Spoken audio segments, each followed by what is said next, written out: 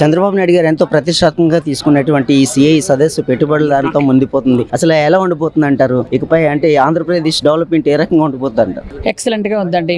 Meeting చూస్తున్నారు మీరు. ఆంధ్రప్రదేశ్ పెట్టుబడుల వరద వస్తుంది. ఈ రోజు ఇక్కడ విశాఖపట్నంలో ఇన్ని కంపెనీస్ వస్తాయని గానీ, ఇంత పెద్ద సమ్మిట్ జరుగుతుందని గానీ ఎవరు ఊహించుండరు. అట్లాంటిది కేవలం చంద్రబాబు నాయుడు గారి వల్ల, చంద్రబాబు నాయుడు గారు ముఖ్యమంత్రి అవడం వల్ల, ఆయన బ్రాండ్ ఇమేజ్ వల్ల, ఆయన అయితే మనం ప్రశాంతంగా వ్యాపారం చేసుకోగలుగుతామని ఒక నమ్మకం వల్ల ఈ రోజు ఇక్కడ కంపెనీలు వస్తున్నాయి. We're very happy. మా ఆంధ్రప్రదేశ్ స్వర్ణాంధ్రప్రదేశ్ గా మారుతుంది. విశాఖ కూడా గూగుల్ వచ్చింది. గూగుల్ సంస్థ అనేది ఇప్పుడు విశాఖపట్నానికి ప్రత్యేకంగా రావటం ఎలా అనిపిస్తుంది? అంటే ఇప్పుడు ఈ యొక్క గూగుల్ వల్ల ఎంత మందికి ఉపాధి కలుగుతుంది, ఎంత డెవలప్మెంట్ జరగబోతుంది అంటారు? గూగుల్ సంస్థ అనేది ఒక రోజు ఒక పూట వచ్చింది కాదండి. ఇది ఎన్నో ఏళ్ల కళ. ప్రపంచం మొత్తం మన వైపు తలెత్తుకొని చూసేటట్టు విధంగా ఈ రోజు చంద్రబాబు నాయుడు గారు గూగుల్ ని తీసుకొద్దామనుకునే టైంలో లోకేష్ బాబు గారికి అప్పచెప్పిన ఆ పనిని 1కి 4 సార్లు అది పర్ష్యూ చేసి ఈ రోజు వైజాగ్ వచ్చే విధంగా పూర్తి స్థాయిలో చర్యలు తీసుకున్నారు. అంటే ఆ ఘనత మొత్తం చంద్రబాబు నాయుడు గారిది, లోకేష్ గారిది అండి. ఈ రోజు ఎందుకనంటే గూగుల్ సంస్థ మనకు వస్తుంది అని అంటే పక్క రాష్ట్రాలు కూడా అసూయపడేలాగా మనం తీసుకొచ్చాం. కాబట్టి ప్రపంచ దేశాలే తలెత్తి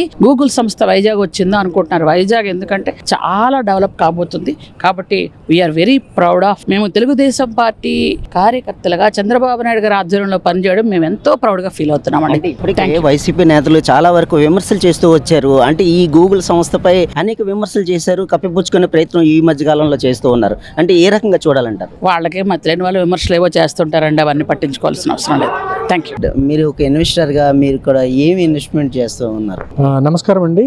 నా పేరు డాక్టర్ రంగయ్య. నేను ఉమెనోవా ఆగ్రో సంస్థలో ఒక ప్రమోటర్ని. ఇది ఉమెనోవా ఐఎన్సి యుఎస్ఏకి ఒక సబ్సిడరీ కంపెనీ. మేము ఇండియాలో గతంలో కూడా ఇన్వెస్ట్ చేశాము. ఇప్పుడు ఇక్కడ విశాఖపట్నంలో కూడా ఇన్వెస్ట్ చేయబోతున్నాము. మీరు అన్నట్టు ఈ సిఐఏ సదస్సు నిజంగానే ప్రతిష్టాత్మకంగా ఉందండి. ఆంధ్రప్రదేశ్ ప్రభుత్వం నిజంగానే శ్రద్ధ తీసుకొని చాలా మంది ఇన్వెస్టర్స్ ని మొబిలైజ్ చేసింది. ఇక్కడ అంత మంచి రిసోర్సెస్ కూడా ఉన్నాయని నేను పూర్తిగా నమ్ముతున్నాను. నిన్న గవర్నమెంట్ ఆఫ్ ఆంధ్రప్రదేశ్ తో నేను ఒక ఎంఓఈ చేసుకున్నాము. మేము ప్రపంచంలోనే అతి పెద్ద బయో ఇంజనీరింగ్ యూనిట్ ఒకటి నెలకొల్పాలనుకుంటున్నాము. 1440 కోట్లు ఇన్వెస్ట్ చేసేసి నెక్స్ట్ 5 years లో ఒక 7,000 మంది వరకు ఎంప్లాయ్మెంట్ ఇచ్చేదానికి వారితో ఒప్పందం కుదుర్చుకున్నామండి. వెంటనే వారు ఆంధ్రప్రదేశ్ ప్రభుత్వం వారు నిజంగా మాకు మంచి ల్యాండ్ తర్వాత ఈ పర్మిషన్స్ తొందరగా ఇస్తే మేము 18 నెలల్లో యూనిట్ పూర్తి చేసేసి దీన్ని ప్రొడక్షన్ లోకి తీసుకురావాలని నిర్ణయించుకున్నామండి. నిజంగానే ఇది ఈ సిఐఏ సదస్సు నిన్న నాతో పాటు ఇంకొక 28 మంది కూడా సంతకాలు చేశారు. 2,80,000 కోట్ల రూపాయలు ఇన్వెస్ట్మెంట్స్ ఒక్క రోజులో రావడం అనేది చిన్న విషయం కాదండి. అది నిజంగా మాకు కూడా చాలా స్ఫూర్తినిస్తోంది. సో ఇక్కడ ఇన్వెస్ట్ చేసి మేము ఆంధ్రప్రదేశ్ కి ఆ ప్రగతిలో భాగస్వాములైనందుకు మేము కూడా సంతోషిస్తున్నాము. చాలా సంతోషమైన విషయం అండి. విశాఖపట్నంలోనే ఇన్వెస్ట్మెంట్ మీరు చేయడానికి గల కారణం ఏంటి సార్? అదేం కాదండి, విశాఖపట్నానికి ప్రత్యేకత గురించి కాదు, భారతదేశంలో ఇన్వెస్ట్మెంట్స్ చేయాలి. ఎందుకంటే భారతదేశం అనేది ఒక గ్రోయింగ్ మార్కెట్. అందులో ఫుడ్ ప్రాసెసింగ్ అనేది ఒక పెద్ద సెక్టార్. నెక్స్ట్ 10 years లో ఇదే ఫుడ్ సెక్టారే ఒక 5 to 6 trillion ఎకానమీ అవబోతుందండి. దాంట్లో ఫుడ్ బయోటెక్నాలజీస్ మళ్ళీ ఇంకా ఇన్నోవేషన్. వైజాగ్ ఎంచుకోవడానికి ప్రధాన కారణం ఏంటంటే ఇక్కడ వనరులు ఉన్నాయి, తర్వాత వాతావరణం బాగుంటుంది, ఎక్స్పోర్ట్స్ కి చేయడానికి అతిపెద్ద వనరులు ఉన్నాయండి, పోర్ట్ ఉంది, తర్వాత సో ఈ అంబియన్స్ లైఫ్ కూడా రీసెంట్లీ ఇండియాలోనే ఇది బెస్ట్ రేటెడ్ ఉమెన్ కి సేఫ్టీకి బెస్ట్ రేటెడ్ సిటీగా వచ్చింది. సో సిటీ చూస్తుంటే కూడా చాలా క్లీన్ సిటీ అండి. So like any other city in the world we have chosen Vizag. Thing is మేము గ్లోబల్ ఇన్వెస్టర్స్ సో చూస్ చేసుకుంటుంటాము. ఇండియాలో ఎక్కడ చేయాలనుకున్నప్పుడు ఆంధ్రప్రదేశ్ లో వైజాగ్, దట్స్ ఇట్. అంతేగాని దానికి ఒక ప్రత్యేకత అంటూ ఏం లేదండి. But it has got a superior ambient environment here. Thank you, sir. So Amaravati development అయితే చాలా ప్రామిసింగ్ గా అనిపిస్తుందండి. ఎందుకంటే రీసెంట్ గా I visited their office also. It's a world class office. It shows conviction that future is here. World class investors ని attract చేసేలాగా office ఉంది. So I'm very confident that future of Amaravati is very bright and so many world class investments would be coming up. Even there is so much of progress happening in terms of constructions. I could see a lot of constructions happening everywhere. So I'm quite confident that Amaravati is going to be the future capital of Andhra Pradesh and is going to be quite bright. Development ఏ రకంగా జరగబోతుందనే అభిప్రాయం పడుతున్నారు మీరు? ఇక్కడ మీరు investor గా మీరు ఏం చెప్పాలనుకుంటున్నారు? So in terms of development, I believe that development is going to happen in various sectors. Hotels, I saw many top brand hotels coming up, and also in terms of hospitals, I see very well renowned hospitals coming up. Even the schools, I saw many of the international schools are there. So in terms of these things, I am pretty confident that hospitality and healthcare and education are going to be the prime pillars of Amaravati. మన ప్రజా రాజధాని Amaravati India's tomorrow's capital of opportunities అనే నినాదంతో ఇక్కడ మేము ఏపీసీఆర్డీ తరఫున పాల్గొనడం జరుగుతుంది. సో హెల్త్ కేర్ సెక్టార్ కానీ, విద్యారంగం కానీ, మౌలిక వస్తువులు, ఇలాంటి సంబంధిత రంగాల్లో అమరావతిని అగ్రగంగా చేయాలని చెప్పి మన రాష్ట్ర ప్రభుత్వం కృతనిశ్చయంతో పనిచేస్తుంది. సో అమరావతి అంటేనే ఆపర్చునిటీస్ అనమాట. విద్యారంగం, మౌలిక వస్తువులు, వైద్య రంగం, ఇలా అన్నింటిలో కూడా ఆపర్చునిటీస్ ని మనం ఇన్వెస్ట్మెంట్ ఆపర్చునిటీస్ మనం అమరావతికి తీసుకురావాలని కృతనిశ్చయంతో రాష్ట్ర ప్రభుత్వం ఇక్కడ పనిచేస్తుంది. సో అందుకు తగినట్లుగా మనం ఏపీసీఆర్డీ తరఫున ఇక్కడ మనం స్టాల్ ఏర్పాటు చేయడం జరిగింది. సో ఏపీసీఆర్డీ స్టాల్ ద్వారా మనం ఇన్వెస్టర్ కి, అమరావతిలో పెట్టుబడులు పెట్టే ఇన్వెస్టర్స్ కి మనం ఎలాంటి పాలసీస్ అమలు చేస్తున్నాము, అలాగే పెట్టుబడిదారులకు అనుకూలమైన వాతావరణం ఇక్కడ మనం ఎలా ప్రవేశపెడుతున్నాము, అలాగే మనకి ఇక్కడ అమరావతిలో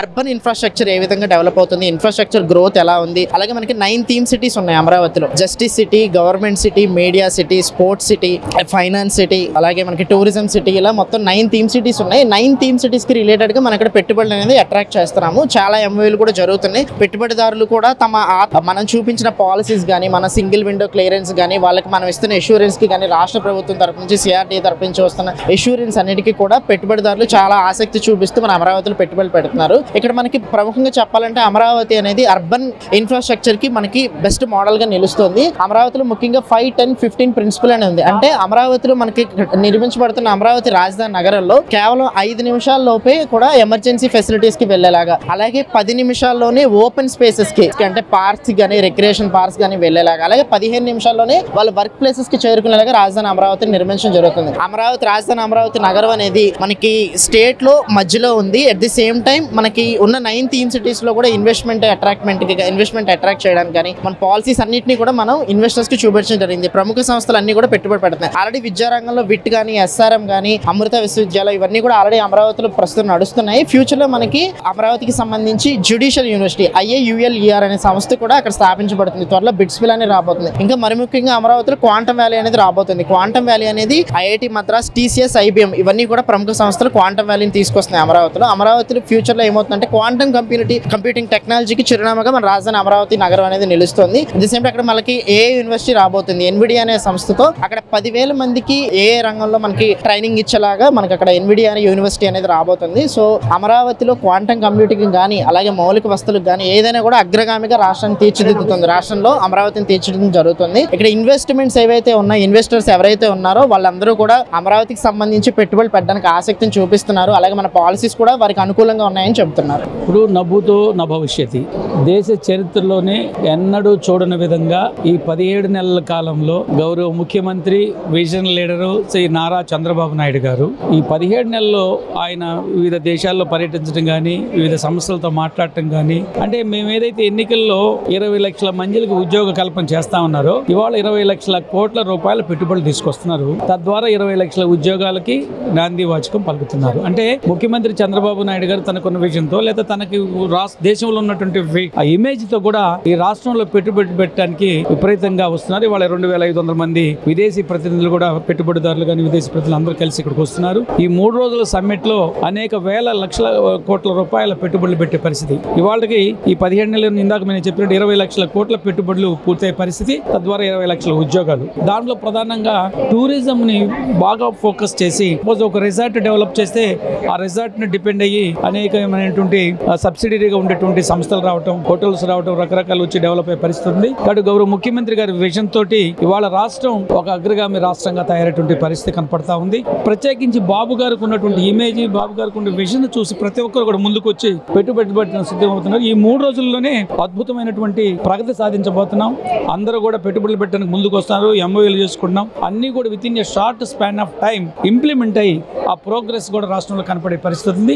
ఇది మొత్తం కూడా చంద్రబాబు నాయుడు గారు గత ఏ ముఖ్యమంత్రి చేయని విధంగా, లేదా ఈ దేశంలో ఏ ముఖ్యమంత్రి కూడా తపన పడిన విధంగా ఇవాళ ఈ పెట్టుబడులు తీసుకొచ్చి పారిశ్రామిక సంస్థ సంస్థలు పరిశ్రమలు తీసుకొచ్చి అదేవిధంగా టూరిజం డెవలప్మెంట్ తీసుకొచ్చినందువలన ప్రత్యేకించి బడుగు బలహీన వర్గాల ప్రజలకి అభివృద్ధి కావచ్చు, ఉద్యోగ కల్పన కావచ్చు, ఆర్థిక వెసులుబాటు కావచ్చు, ఇవన్నీ అభివృద్ధి చెందాలంటే బాబు గారు తీసుకున్న నిర్ణయాల వలన పేద వర్గాలు మంచి స్థితికి వెళ్ళి పెర్ క్యాపిటల్ ఇన్కమ్ పెరిగి ప్రతి ఒక్కరి జీవనోపాధి పెరిగేటువంటి అవకాశం ఉంది. అందుకు కృషి చేస్తున్న చంద్రబాబు నాయుడు గారు, అదేవిధంగా ఆయన చేదోవాదుడుగా ఉన్నటువంటి యువ నాయకుడు విద్యాశాఖ మంత్రి లోకేష్ బాబు గారు కూడా ఇవాళ అనేక పెట్టుబడులు రావడంలో ప్రత్యేకించి విశాఖలో వచ్చేటువంటి మార్పులకి ప్రధాన కారణం లోకేష్ బాబు, చంద్రబాబు నాయుడు గారు మీకు తెలియజేస్తున్నాను. ఇప్పటికే విశాఖలో గూగుల్ సంస్థ రావడం జరిగింది.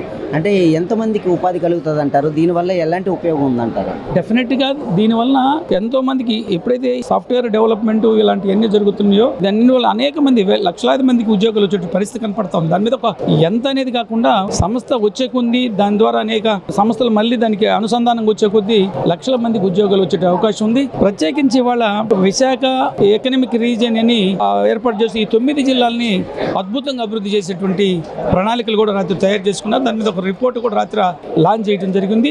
డెఫినెట్ గా విశాఖ గూగుల్ రావటమే పెద్ద అభివృద్ధి. దాన్ని చంద్రబాబు నాయుడు ప్రత్యేక కృషి చేసి ఈ రాష్ట్రానికి ప్రత్యేకించి ఎన్నికలకు ముందు ఏదైతే చెప్పారు విశాఖ ఆర్థిక రాజధానిగా తయారు చేస్తామనేది దానికోసం ముందడుగు పడుతుంది. ఆ విధంగా చంద్రబాబు నాయుడు కృషి చేస్తున్న విషయం కూడా మనం గమనిస్తూ ఉన్నాం. Thank you.